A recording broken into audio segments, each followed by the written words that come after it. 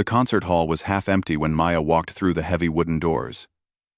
She clutched her worn leather music bag against her chest, feeling the familiar weight of her sheet music inside. The afternoon sun streamed through the tall windows, casting long shadows across the polished floor. She had arrived 2 hours early, just as she always did before any performance. Nobody knew her name yet. Nobody expected anything from the 23-year-old music teacher who worked at a small community center on the edge of town. She taught piano to children whose parents could barely afford the lessons, often accepting payment in homemade meals or promises to pay later.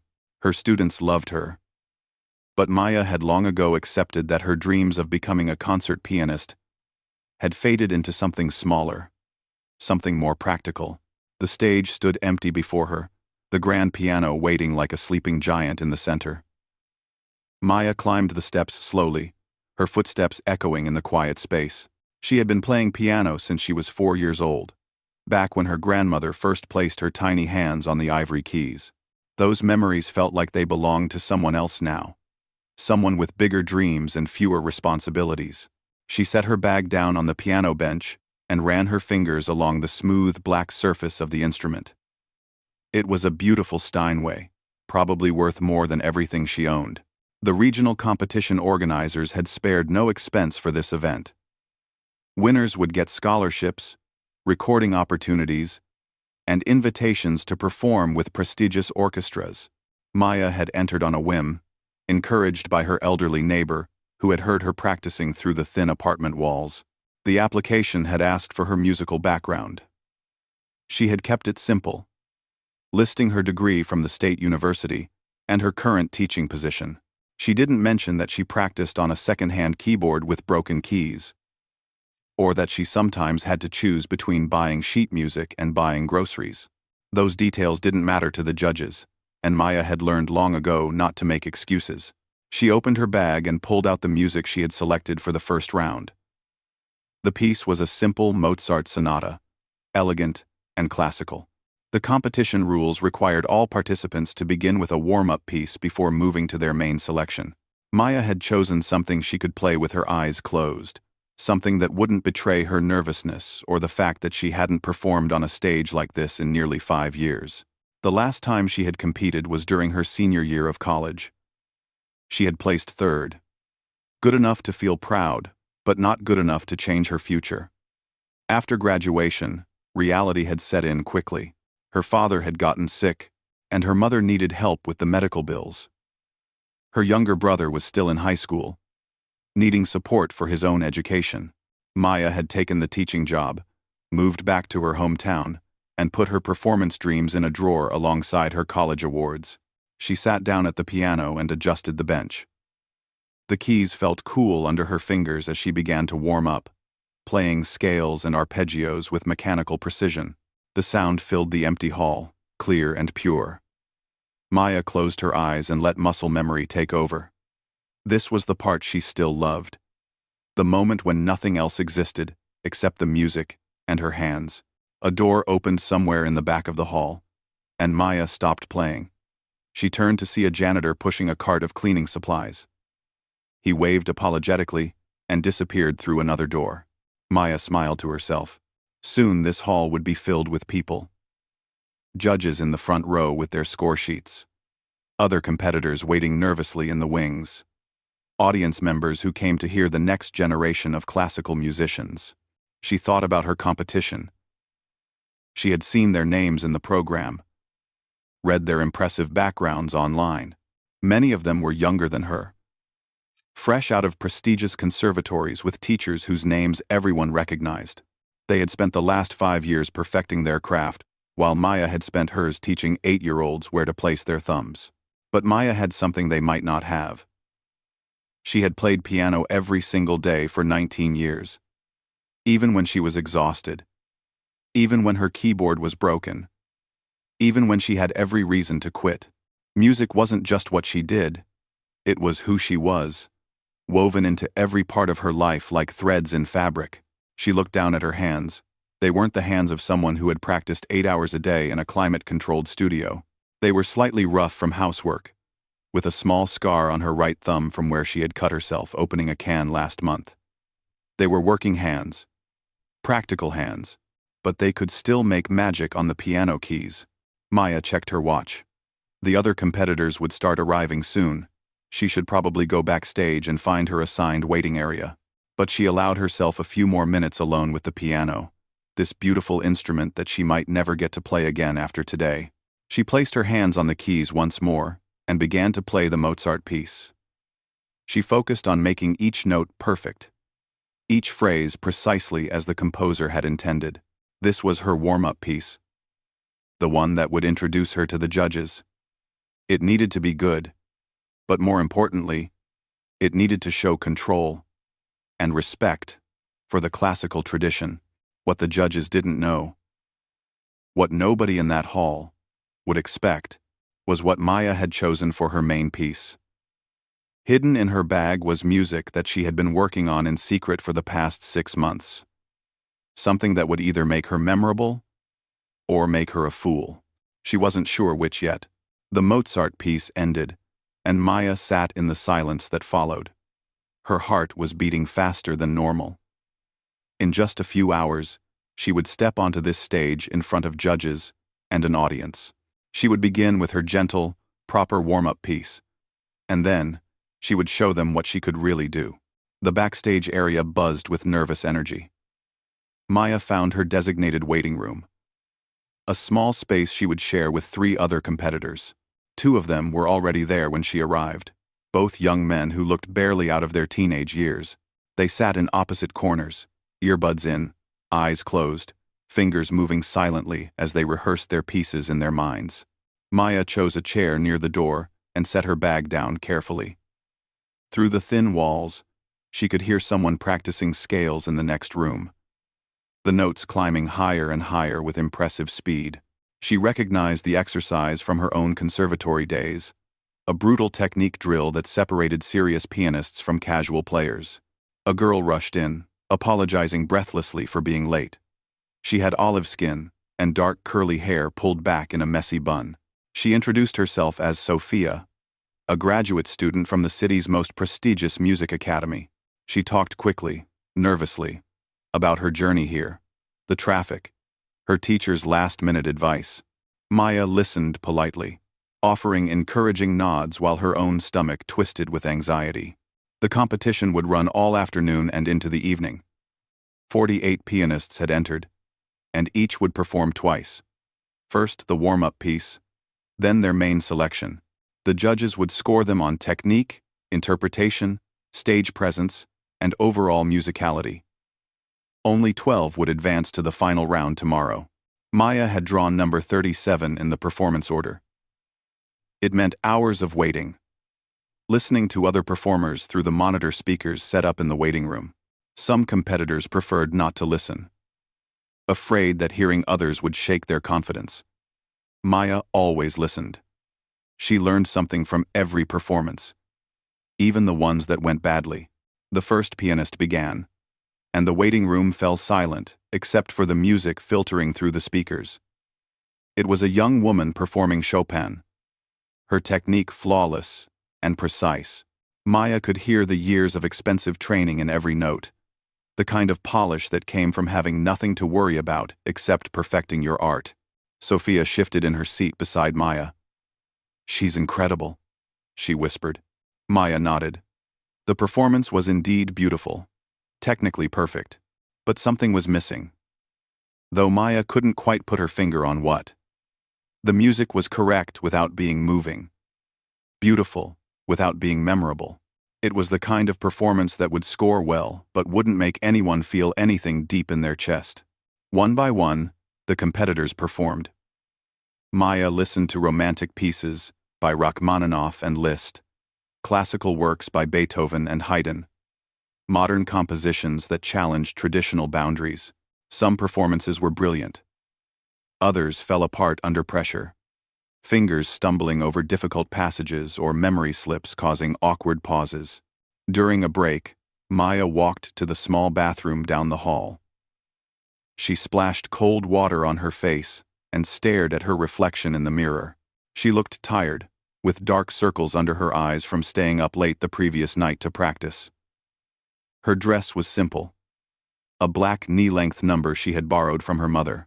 It was clean and appropriate but not fancy, not like the elegant gowns some of the other female competitors wore. She thought about her students back home. Little Tommy, who struggled with reading music but had perfect pitch. Sarah, whose parents had just divorced and who found comfort in the piano lessons. Marcus, who had severe anxiety but became calm and focused when his hands were on the keys. They had all contributed to help her pay the competition entry fee, bringing crumpled dollar bills and loose change to their lessons. They believed in her, even when she struggled to believe in herself. Maya returned to the waiting room. More competitors had come and gone. The level of talent was intimidating. These weren't just good pianists. They were exceptional. The kind of musicians who had dedicated their entire lives to this craft without the distractions of part-time jobs or family obligations. Sophia was called to perform. She stood up, smoothed her red dress, and took a deep breath. "Wish me luck," she said, her voice shaking slightly. "You'll be wonderful," Maya told her. She watched Sophia's performance on the monitor. The younger woman played Schubert, her fingers dancing across the keys with impressive speed and accuracy. There was passion in her playing, a raw emotion that came through in every phrase. When she finished, the applause was enthusiastic. Maya clapped too, genuinely happy for her new acquaintance. The afternoon wore on. Maya's number crept closer. She began to feel the familiar pre-performance sensations. The dry mouth, the racing heart, the slight tremor in her hands. She had learned techniques to manage performance anxiety over the years. Breathing exercises and mental visualization. She used them now, picturing herself walking onto the stage with confidence. At number 35, she gathered her music and prepared to move to the stage entrance. The competitor before her was finishing up, a talented teenager who had rushed through Debussy with more enthusiasm than control. The audience applauded politely as he left the stage. Number 36 was announced. Maya watched the young man walk out, a tall Asian student who moved with remarkable grace. His warm-up piece was Czerny, and he played it with such precision that it sounded like a recording. His main piece was Prokofiev, dark and powerful and technically demanding. He commanded the piano like it was an extension of his own body. When he finished, the applause was loud and sustained. Maya felt her confidence waver. How could she possibly compete with that level of talent? She was just a community center teacher with a second-hand keyboard and dreams that should have died years ago. But then she remembered why she was really here. It wasn't about winning, though that would be wonderful. It wasn't about proving anything to the judges or the other competitors. It was about proving something to herself. About showing that little girl, who had first touched a piano 19 years ago, that her dreams still mattered. The announcer's voice came through the speakers. Competitor number 37, Maya Rodriguez. Maya stood up, her legs feeling slightly unsteady. She picked up her music bag and walked toward the stage entrance. The corridor seemed longer than it had during her morning visit. The stage lights brighter and more intimidating. She could hear the audience settling in their seats, the quiet murmur of conversation. Through a gap in the curtain, she could see the judges in the front row. 3 stern-looking individuals with clipboards and pens. They had probably heard 36 pianists already today. They were likely tired, perhaps even bored. Maya took one final deep breath. She thought of her grandmother, who had passed away 5 years ago, without ever seeing her perform professionally. She thought of her students, who had scraped together their money because they believed in her. She thought of every early morning practice session, every sacrifice, every moment she had chosen music over easier paths. The stage manager gave her the signal. It was time. Maya walked onto the stage, her footsteps seeming impossibly loud against the wooden floor. The stage lights were bright and warm, making the audience beyond them fade into darkness. She could sense their presence, though, could feel dozens of eyes watching her make her way to the piano bench. She had done this before, years ago, but somehow it felt different now. She was older, more aware of what was at stake, more conscious of how much this moment mattered. Her hands felt cold despite the warmth of the lights, and she resisted the urge to wipe her palms on her dress. The Steinway waited for her, massive and elegant. Maya sat down and adjusted the bench, a practical motion that gave her a few extra seconds to calm her nerves. She could see the judges now. 3 faces looking up at her, with polite but tired expressions. The woman in the center was writing something on her clipboard before Maya had even played a note. Maya arranged her sheet music on the stand, though she had memorized the Mozart sonata years ago. Having the pages there was a comfort, a backup in case her mind went blank. She had seen it happen to other competitors today, that terrible moment when memory failed and fingers froze. She placed her hands on the keys and paused. This was the moment before the beginning. The last second of quiet, before music filled the space. In that pause, Maya made a decision. She would play the warm-up piece exactly as Mozart had intended, with respect and precision. She would show the judges that she understood classical tradition, that she had the technical foundation they were looking for. The first notes emerged clean and clear. The Mozart sonata was deceptively simple, a piece that sounded easy, but revealed every flaw in technique or timing. Maya's fingers moved with careful accuracy, each phrase shaped with attention to dynamics and expression. She kept her touch light, elegant, letting the natural beauty of the composition speak for itself. As she played, Maya felt herself begin to relax. The piano responded beautifully to her touch, better than any instrument she had practiced on in years. The tone was rich and full, the keys perfectly balanced. It was like driving a luxury car after years of riding a bicycle. Everything just worked better, smoother, more effortlessly. She could feel the audience listening, could sense their attention focused on the music. The Mozart piece wasn't flashy or dramatic, but it had a gentle charm that was hard to resist. Maya played the second movement with particular care, bringing out the singing melody while keeping the accompaniment soft and steady. The third movement required faster fingerwork, and Maya executed the runs and trills with precision. Her years of teaching had kept her technique sharp even when she wasn't performing. She might not practice 8 hours a day anymore, but her fingers still knew what to do, still moved with the muscle memory built over nearly 2 decades of dedicated study. The final chord rang out, and Maya lifted her hands from the keys. There was a moment of silence, and then applause. It was polite, appropriate for a warm-up piece, but not enthusiastic. Maya hadn't expected enthusiasm. The warm-up was just the introduction, the formal greeting before the real conversation began. She glanced at the judges. The woman in the center had made some notes on her clipboard. The man to the left nodded slightly, a gesture that seemed encouraging. The third judge, an elderly gentleman with white hair, maintained the same neutral expression he had worn all day. Now came the transition, the moment when Maya would announce her main piece. She stood up, stepped away from the piano, and turned to face the judges directly. This was part of the protocol. State your name, your main selection, and the composer. Her voice came out steady and clear. Maya Rodriguez. I will be performing an original composition titled Journey Home. There was a slight stir in the audience. Original compositions were allowed in the competition but rare. Most competitors stuck to established classical repertoire, pieces with known interpretations and clear criteria for judgment. Presenting an original work was risky. The judges could dismiss it as lacking sophistication, or they could appreciate the creativity and courage it took to perform your own music.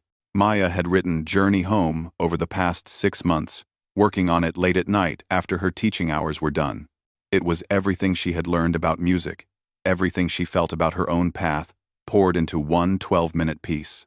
The composition started with elements of classical tradition, but grew into something more contemporary, more personal. She returned to the piano bench and closed her eyes for a moment. This was it. This was why she had come. Why she had scraped together money for the entry fee. Why she had borrowed a dress and taken time off from teaching. Not to play someone else's music perfectly, but to share her own voice with the world. Maya began to play. And from the very first notes, it was different from the Mozart. Where the warm-up had been gentle and contained, this was bold and searching. The opening theme introduced itself softly, a simple melody that felt like a question being asked. Maya's fingers moved across the keys with growing confidence. The piece built gradually, the simple theme transforming as it developed. Maya had structured it to tell a story without words, the musical journey of someone who had traveled far from where they started and was trying to find their way back. Not back to a physical place, but back to their true self. The music grew more complex, the left hand adding depth and texture, while the right hand explored variations on the main theme. Maya incorporated jazz harmonies she had learned from late-night listening sessions, classical counterpoint from her formal training, and rhythmic patterns inspired by the folk music her grandmother had played.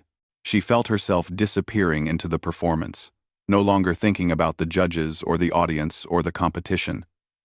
There was only the music and the story she was telling through it. Her hands knew where to go, her body swaying slightly with the emotional peaks and valleys of the composition. The middle section grew stormy and turbulent, representing struggle and doubt. Maya's fingers attacked the keys with controlled intensity, creating a wall of sound that filled the concert hall. She could feel the power of the Steinway responding to her touch. This magnificent instrument capable of expressing every shade of emotion she needed. Then the storm began to clear.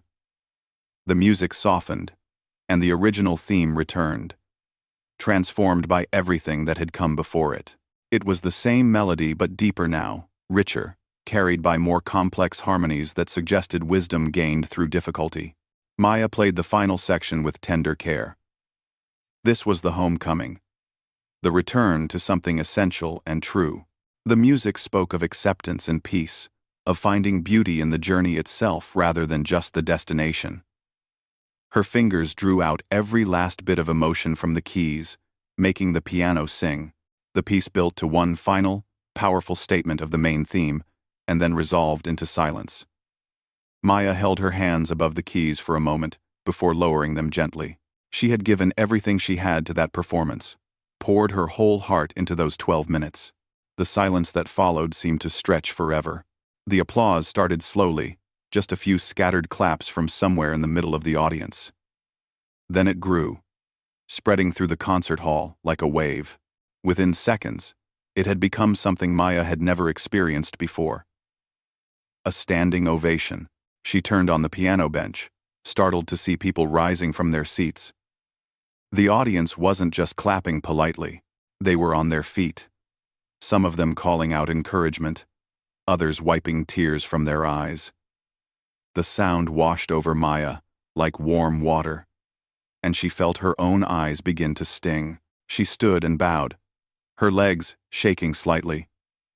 When she looked at the judges, she saw that even the stern woman in the center was smiling. The elderly gentleman on the right was actually standing too, something Maya suspected he didn't do often. The third judge was scribbling furiously on his clipboard, his pen moving almost as fast as Maya's fingers had across the keys. Maya bowed again, deeper this time, trying to express her gratitude for their response. She had hoped they would appreciate her composition, but this reaction exceeded anything she had imagined. The applause continued as she gathered her sheet music with trembling hands and walked off the stage. The moment she stepped into the wings, her knees nearly gave out. The stage manager, a middle-aged woman with kind eyes, grabbed her arm to steady her. "That was incredible," she whispered. "In 15 years of working these competitions, I've never seen a response quite like that." Maya could only nod, afraid that if she tried to speak, she might cry. The adrenaline was still coursing through her body, making her feel both exhilarated and exhausted. She made her way back to the waiting room on unsteady legs, her music bag clutched against her chest. Sophia jumped up when Maya entered. "That was amazing. We could hear it through the speakers, but people were actually coming out of their rooms to listen at your door. I've never heard anything like it." The two young men who had been there earlier added their congratulations.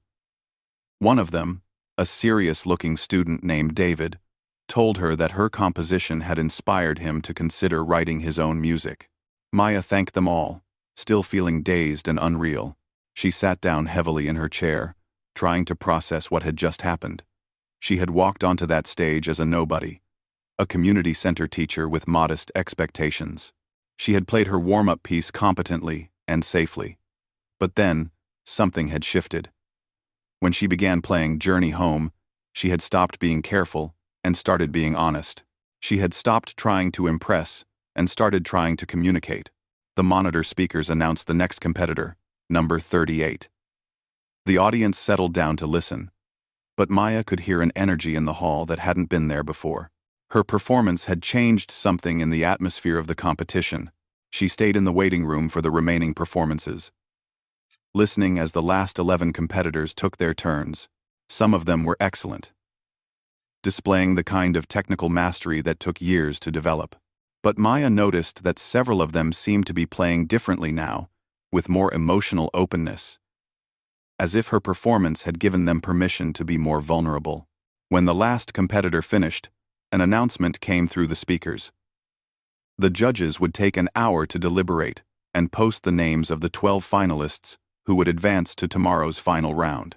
Competitors were welcome to wait in the building or return at 7 o'clock to check the results. Maya decided to wait. She couldn't imagine going back to her cheap hotel room and sitting there alone, wondering if her name would appear on that list. Instead, she wandered through the building, eventually finding her way to a small cafe on the ground floor. She ordered tea and sat by the window, watching people walk past on the street outside. Normal people going about their normal lives, unaware that just floors above them, someone's entire future might be changing. Maya wrapped her hands around the warm cup and tried to think about what would happen next. If she made it to the finals, she would need to prepare another piece for tomorrow. The rules stated that finalists would perform one more selection, to be chosen from a provided list of classical works. Maya had studied several of those pieces over the years, but performing them on just one night's notice would be challenging. But more than that, she wondered what this experience would mean for her life.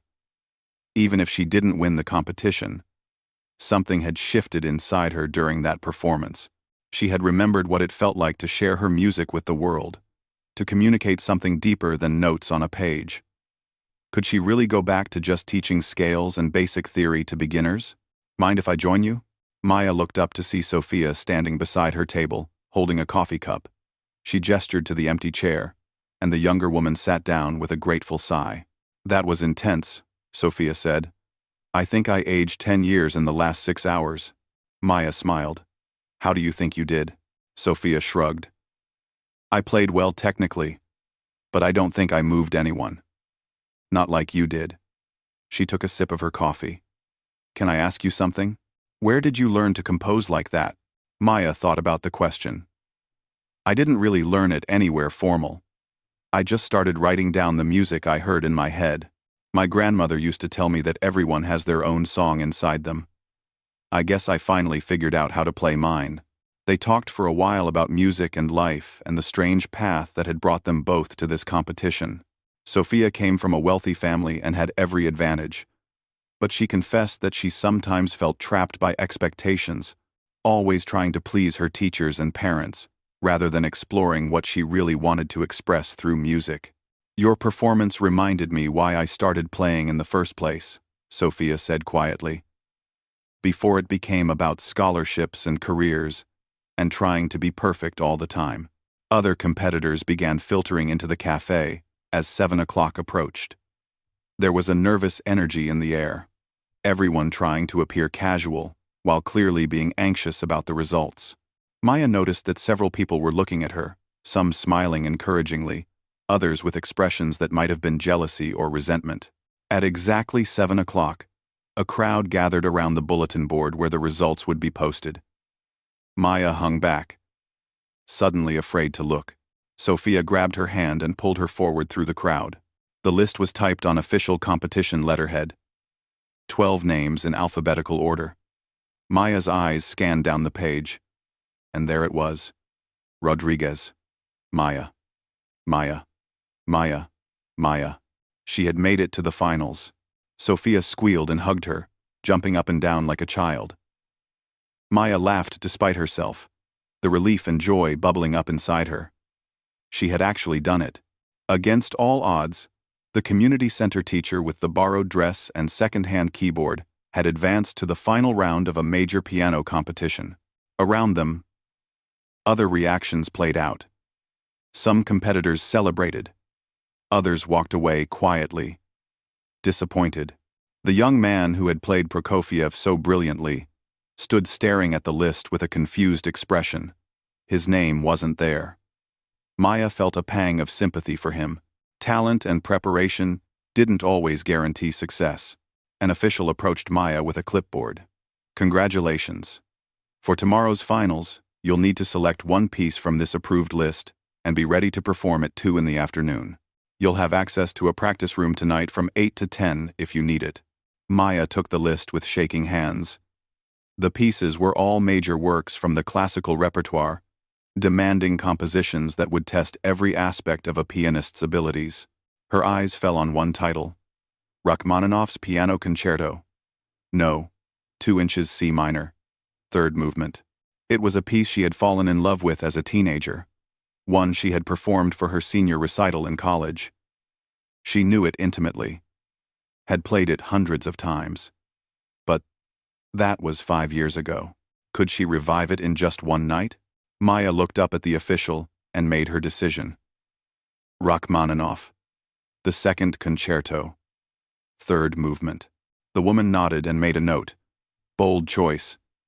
You'll have an accompanist for the orchestral parts. Good luck. As Maya walked away from the bulletin board, her mind was already racing through the Rachmaninoff, hearing the powerful opening chords in her head. She had 12 hours to prepare, one night to reconnect with a piece that had once meant everything to her. Tomorrow would determine whether her performance today had been a beautiful fluke or the beginning of something more. Maya spent the evening in the assigned practice room, a small, windowless space with an upright piano and harsh fluorescent lighting. It was nothing like the grand concert hall, but she barely noticed. The moment her fingers touched the keys, she was transported back to her college days, to late-night practice sessions, when the Rachmaninoff had felt like the most important thing in the world. The piece came back to her more easily than she had expected. Her fingers remembered the patterns, the reaches, the way the left hand had to leap across the keyboard, while the right hand maintained the melody. But memory alone wasn't enough. She needed to rebuild the stamina and confidence that came from regular performance. She worked through the challenging sections slowly at first, isolating the passages that required the most technical precision. The Rachmaninoff was demanding, filled with thick chords and rapid runs that could expose any weakness in technique.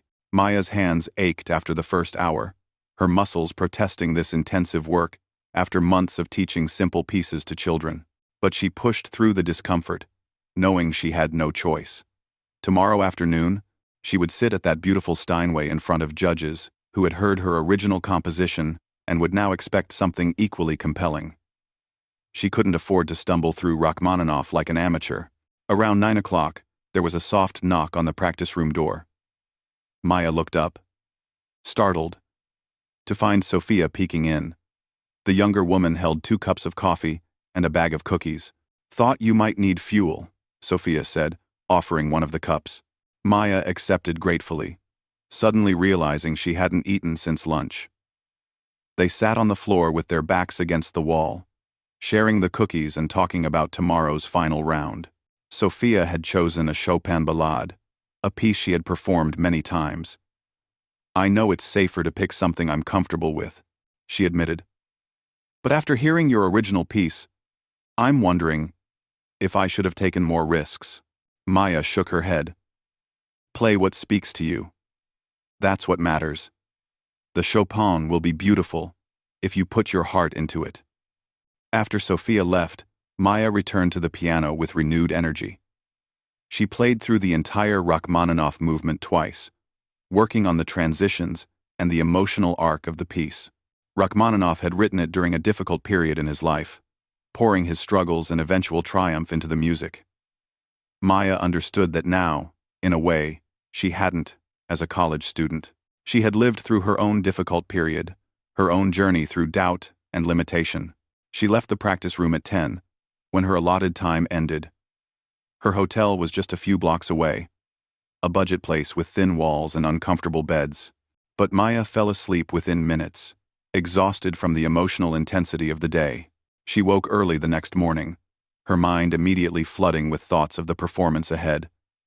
She ordered breakfast from a nearby cafe and ate mechanically, not really tasting the food.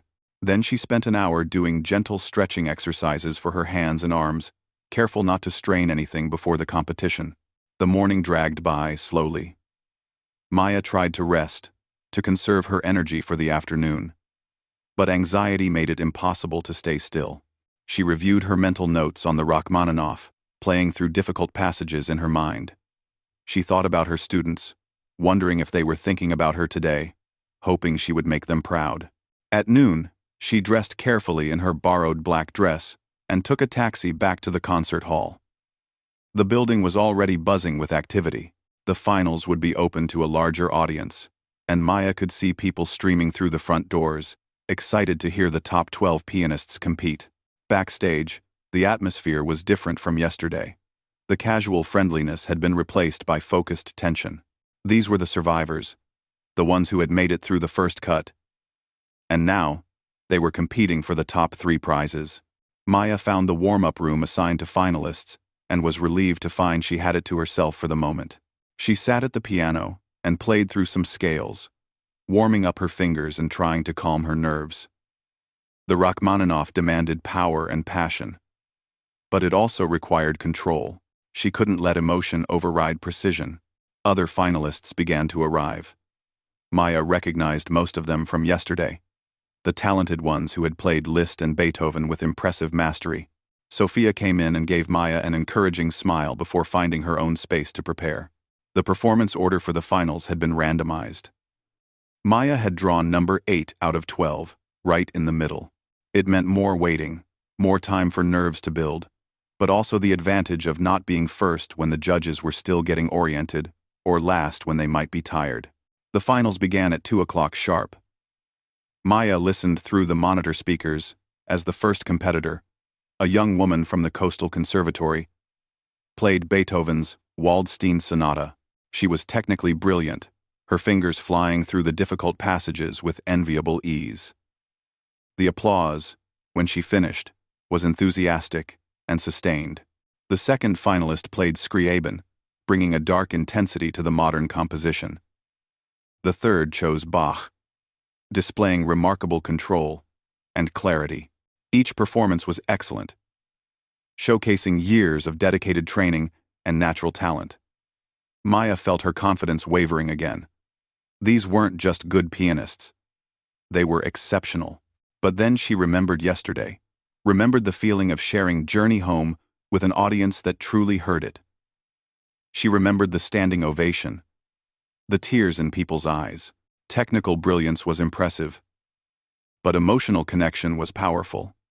If she could bring that same authenticity to the Rachmaninoff, she had a chance. Competitor number 7 finished his Prokofiev to strong applause. Maya stood up, gathering her music even though she had memorized the piece. Her hands were steady now, her mind clear. She had done everything she could to prepare. The rest was up to fate and her ability to channel everything she felt into the performance. The stage manager gave her the signal, and Maya walked out onto the stage for the second time. The concert hall was packed now, every seat filled with people eager to hear the finals. The judges sat in the front row again. The same 3 faces, but somehow more attentive now, more invested in what they were about to hear. Maya saw familiar faces in the audience. Sophia's family in the 3rd row. Several of yesterday's competitors who had stayed to watch the finals. And then, in the back corner, she spotted something that made her heart skip. Her mother was there, sitting quietly with Maya's younger brother. They must have driven hours to get here, probably leaving before dawn. Maya blinked back tears and focused on the piano. The Steinway waited for her like an old friend, its polished surface reflecting the stage lights. She sat down, adjusted the bench, and prepared herself for what came next. An accompanist sat at a second piano, positioned behind hers, ready to play the orchestral parts of the concerto. They had rehearsed briefly that morning, just enough to establish tempo and transitions. The accompanist nodded at Maya, signaling she was ready whenever Maya was. Maya took a deep breath and placed her hands on the keys. The third movement of Rachmaninoff's Second Piano Concerto began with a gentle, almost questioning theme. Maya introduced it softly, letting the notes speak before power entered the piece. The accompanist came in with the orchestral response, and suddenly Maya was swept up in the conversation between piano and orchestra. The dialogue Rachmaninoff had crafted so masterfully. The music built gradually, Maya's fingers gaining strength and confidence with each phrase. This was different from her original composition yesterday, where Journey Home had been personal and intimate. The Rachmaninoff was grand and sweeping, demanding both technical mastery and emotional depth. Maya gave it everything. She attacked the powerful chord progressions with controlled force, making the Steinway ring with authority. She shaped the lyrical sections with tenderness, bringing out the hidden melodies within the complex harmonies. Her body swayed with the music, her whole being focused on communicating the triumph and joy embedded in Rachmaninoff's notes. The famous climax approached, and Maya prepared herself for it. This was the moment that separated capable performers from extraordinary ones. Maya's fingers crashed down on the keys with tremendous force, the massive chords of the climax filling the concert hall with glorious sound. The Steinway responded magnificently, its rich tone carrying every ounce of emotion she poured into the music. This was the moment Rachmaninoff had built toward, the triumphant statement after all the struggle and yearning that came before. Her hands flew across the keyboard in the cascading runs that followed the climax, notes tumbling over each other like water rushing downstream. The accompanist matched her perfectly, the two pianos creating a wall of sound that seemed to shake the very air. Maya felt sweat on her forehead, felt her muscles burning with effort. But she didn't let up. This piece demanded everything, and she was willing to give it. The final section arrived, and Maya shaped it with careful attention to dynamics. After all the power and passion, Rachmaninoff brings the movement to a close, with a return to the gentle opening theme, transformed by everything that came before it. Maya played these final phrases with deep tenderness, making each note count, letting the audience feel the completion of the journey. The last chord rang out, and Maya held it, her foot on the sustain pedal, letting the sound fade naturally into silence. Only when the echo had completely died did she lift her hands from the keys and release the pedal. The silence lasted barely a heartbeat before the applause exploded. It was even more intense than yesterday, if that was possible. The entire audience rose to their feet immediately, and the sound was deafening. Maya stood and bowed, her legs shaking from both exertion and emotion. When she looked at the judges, she saw something different in their expressions. Yesterday, they had seemed surprised and moved by her original composition.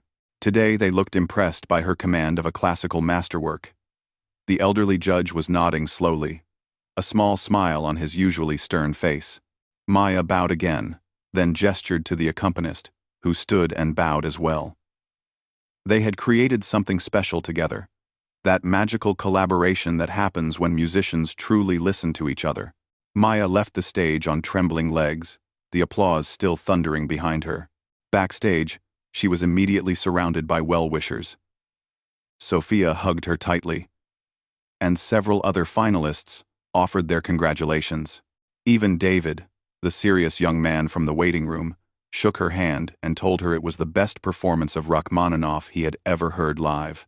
But Maya could barely process their words.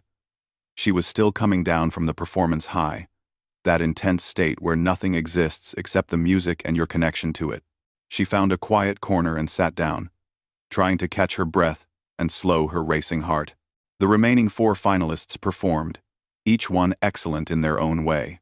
A brilliant interpretation of Ravel, a powerful take on Beethoven's Appassionata, a delicate Scarlatti sonata, and finally, Sophia's Chopin Ballade, which the younger woman played with newfound emotional depth. When all 12 finalists had performed, the judges announced they would need 2 hours to deliberate before announcing the winners. The audience was invited to a reception in the lobby while they waited. Maya found her mother and brother in the crowd, and her mother wrapped her in a tight hug. Mija. That was beautiful, her mother whispered, using the Spanish endearment from Maya's childhood. Your grandmother would have been so proud.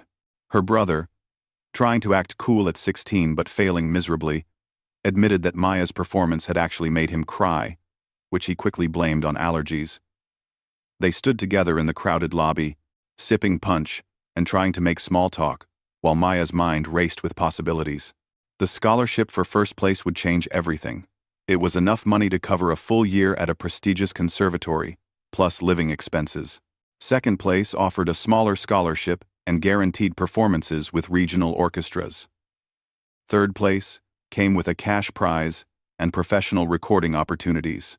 But beyond the prizes, Maya knew that simply making the finals had already opened doors. Several people had approached her with business cards, including a talent manager who worked with emerging classical artists and a professor from a renowned music school who mentioned openings for graduate students. Sophia found Maya in the crowd and pulled her aside. Whatever happens with the results, I want you to know that yesterday changed everything for me. I'm going to start composing again. I haven't written music since I was 14, but hearing your piece reminded me how much I loved it. Maya squeezed her friend's hand. In just 2 days, this competition had given her something unexpected. Not just a chance at prizes and recognition, but genuine connection with fellow musicians who understood the strange and beautiful obsession that was classical music. The 2 hours felt like an eternity. Maya tried to stay calm, to prepare herself for any outcome, but her stomach was in knots. She had given 2 performances that she was proud of, that represented her best abilities both as a composer and as an interpreter of classical works. Whatever the judges decided, she could live with it knowing she had held nothing back. Finally, an announcement came over the speakers. The judges had reached their decision. Everyone was invited back into the concert hall for the awards ceremony. The crowd filed back in, the atmosphere electric with anticipation. The 12 finalists were asked to sit in a reserved section near the front. Maya found herself between Sophia and a quiet cellist who had played an astonishing Bach suite. The head judge, the stern woman who had been taking notes throughout the competition, walked to the podium. She began with remarks about the exceptional quality of this year's competition, praising all the participants for their dedication and skill. Maya barely heard the words, her heart pounding so loudly, it drowned out everything else. We'll begin by announcing third place, the judge said, opening an envelope. This pianist demonstrated remarkable technical command and brought fresh emotional depth to a traditional repertoire selection. Maya held her breath. Third place goes to David Chen. The young man who had played Prokofiev stood up, looking stunned. He had placed third, which was still an impressive achievement. The audience applauded as he walked up to receive his certificate and prize check. Maya clapped too, genuinely happy for him, even as her own anxiety continued to build. Second place, the judge continued, goes to a pianist who showed extraordinary growth between rounds, taking risks that paid off beautifully. Please, Maya thought. Her hands clenched together in her lap. Sofia Martinez. Sophia gasped beside her, tears immediately springing to her eyes. Maya hugged her friend tightly before Sophia walked up to the stage on shaking legs. The applause was warm and sustained. Sophia deserved this. Her Chopin had been genuinely moving, proof that she had found the courage to play from her heart, which meant that Maya had either won first place or hadn't placed at all. The judge waited for the applause to die down before speaking again. This year's first place winner presented us with something we rarely see in competitions. A unique voice that bridges classical tradition with contemporary expression. This pianist demonstrated both exceptional original composition and masterful interpretation of the classical repertoire. Maya felt dizzy. Was the judge talking about her? It is our unanimous decision that first place goes to Maya Rodriguez. The concert hall erupted. Maya sat frozen for a moment, unable to believe what she had just heard. First place. Unanimous decision. She had actually won. Sophia was pulling her to her feet, laughing and crying at the same time. Maya walked to the stage in a daze. her legs somehow carrying her forward, despite feeling like they had turned to water. The judge shook her hand warmly and presented her with a certificate, a trophy, and an envelope containing the scholarship check. "Your composition journey home was remarkable," the judge said quietly, for Maya's ears only. "We all felt you had something important to say through your music. Never lose that voice. Ender. Ender. Ender. Lose that voice." Maya could barely see through her tears as she turned to face the audience. The standing ovation went on and on, washing over her in waves. She found her mother in the crowd. Saw her crying openly. She saw her students' faces in her mind. All those children who had contributed their dollars and coins to help her get here. This wasn't just her victory. It belonged to everyone who had believed in her when she stopped believing in herself. The days following the competition passed in a blur. Maya returned to her small apartment, the trophy sitting on her second-hand keyboard like a crown on a humble throne. The scholarship check was tucked safely in her drawer, but she hadn't cashed it yet. Something about making it official felt too enormous to process. Her students greeted her, returned with a homemade banner that read, "Our champion teacher," stretched across the community center's entrance. Little Tommy had drawn pictures of piano keys all around the edges. Sarah had written a poem about following your dreams. Marcus presented her with a carefully folded paper crane, which he explained was for good luck, even though she had already won. Maya cried in front of them, which she had promised herself she wouldn't do. But they didn't seem to mind. They gathered around her, these children who had pooled their allowances and birthday money to help her compete, and celebrated her victory as if it were their own. Teaching her regular lessons that week felt different. Maya found herself sharing more about music as expression, rather than just technique. She told them about writing Journey Home, about finding their own voices, about the importance of playing what they felt, rather than just what was written on the page. The phone calls started coming within days of the competition results being announced. The talent manager who had given Maya her card wanted to set up a meeting to discuss representation. The professor from the prestigious conservatory extended a formal invitation to apply for their graduate program with a recommendation for full funding. A local orchestra requested that Maya perform her original composition at their upcoming contemporary music showcase. But the call that surprised her most came from a music publisher in the city. They had heard about Journey Home and wanted to discuss publishing her composition, making it available for other pianists to perform. The woman on the phone explained that original classical compositions by emerging composers were exactly what the market needed. Maya sat in her tiny kitchen, phone pressed to her ear, and tried to comprehend that her music, the piece she had written late at night after teaching all day, might be played by strangers in concert halls she had never seen. She met with the talent manager, a sharp woman named Patricia, who represented several successful classical musicians. Patricia laid out a plan for Maya's career that made her head spin. Competitions to enter, auditions to prepare for, networking events to attend. It was everything Maya had dreamed of years ago, before reality had forced those dreams into a locked drawer. "The key is momentum," Patricia explained over coffee at a downtown cafe. "You've made a splash with this competition win.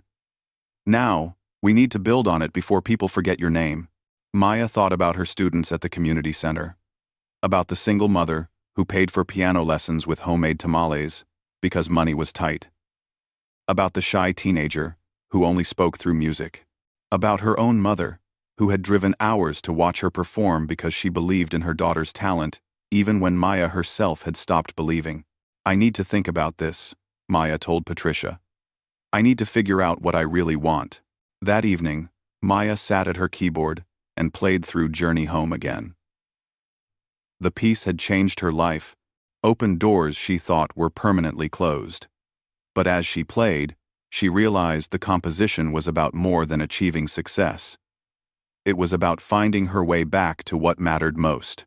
She thought about her grandmother, who had never performed in concert halls but who had played piano every evening after dinner, filling their small house with music. She thought about how her grandmother had taught her that music wasn't just something you did to impress others. It was something you did to connect with yourself and with the people around you. The scholarship would cover a year at a top conservatory. Maya could dedicate herself fully to music, studying with renowned teachers, performing in prestigious venues. It was an incredible opportunity, one that thousands of pianists would sacrifice almost anything to have. But Maya also thought about her community center students, who needed a teacher who understood what it meant to struggle, who knew that music could be a lifeline when nothing else made sense. She thought about the accessibility her classes provided, how children from families who could never afford private conservatory lessons could still learn to express themselves through music. Over the next week, Maya made her decision. She would accept the conservatory invitation, but she would structure her schedule to continue teaching at the community center 2 evenings a week.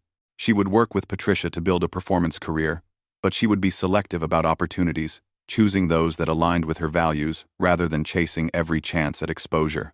She would use part of the prize money to upgrade the community center's music equipment, replacing the old keyboards with better instruments so her students could learn on something decent.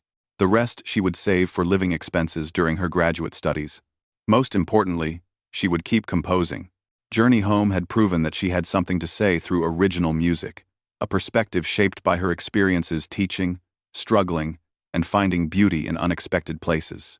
3 months later, Maya performed Journey Home with the City Orchestra at their contemporary showcase.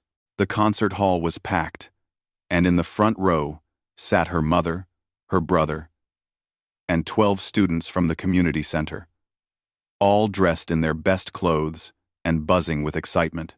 Maya walked onto the stage wearing a new dress, one she had bought herself with part of the prize money, but she carried the same worn leather music bag, a reminder of where she had come from and what she had learned along the way. As she sat at the piano and prepared to play, she looked out at the audience and felt a deep sense of peace. This was where she belonged. Not because she had won a competition or earned recognition, but because she had found a way to be true to herself while sharing her gift with others.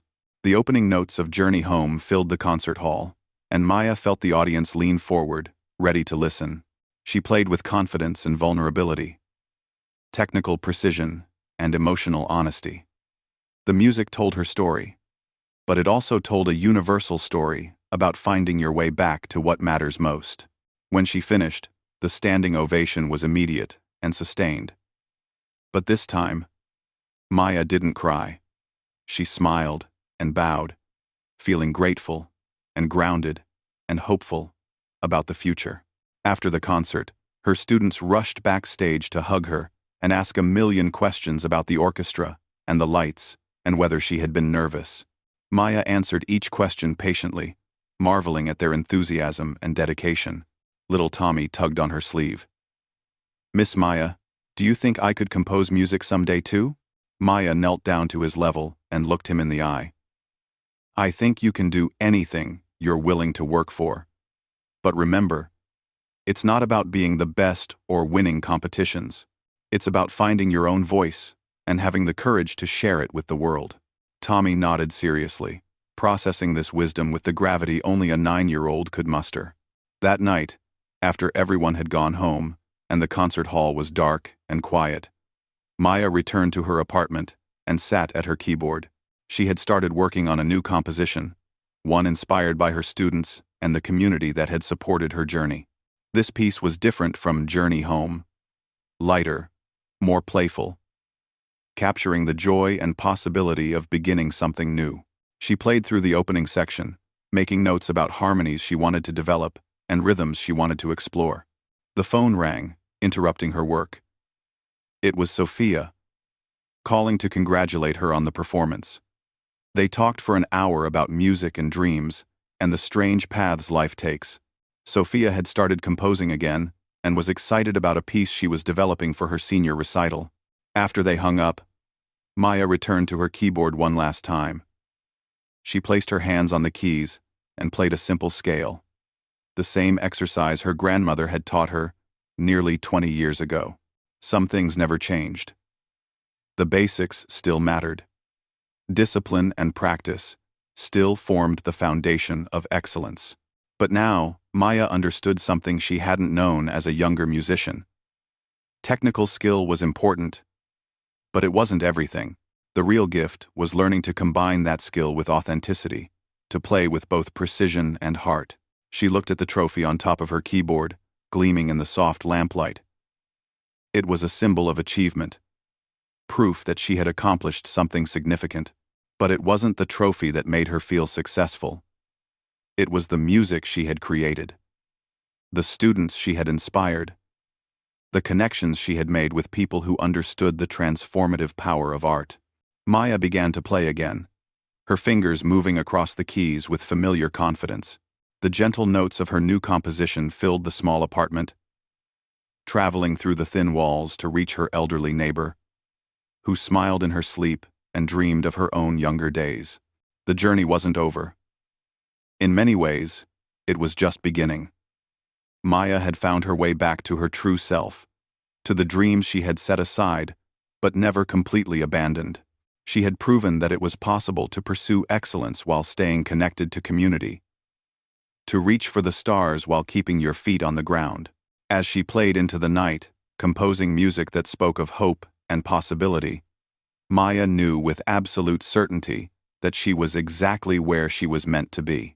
Not because the path had been easy or because success had come without struggle, but because she had learned to honor both her ambitions and her values, to dream big while remaining true to what mattered most.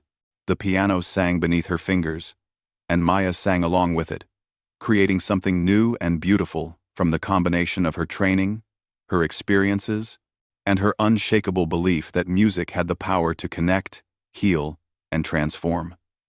She had begun with a gentle warm-up, and the piano had roared with her true talent. But the real triumph wasn't in the applause or the awards. It was in finding the courage to share her authentic voice with a world that desperately needed to hear it.